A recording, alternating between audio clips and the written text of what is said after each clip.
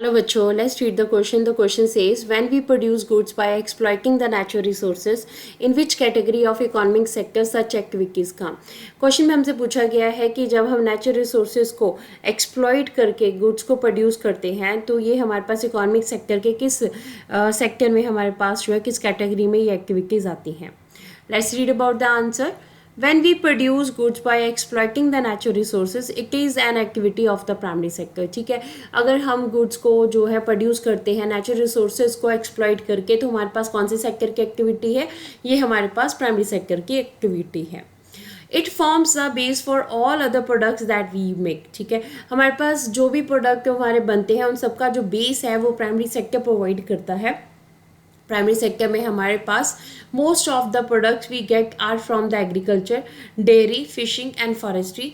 This sector is also known as agriculture and related sector. देखिए, अब इस sector में हमारे पास जो जितने प्रोडक्ट्स बनते हैं मैक्सिमम प्रोडक्ट्स हमारे पास एग्रीकल्चर से आते हैं, जैसे जितनी हमारे पास क्रॉप्स हो गई हैं. ठीक है, डेयरी फार्मिंग से आते हैं, जैसे कि हमारे पास मिल्क है उससे आगे प्रोडक्ट्स बनाए जाते हैं.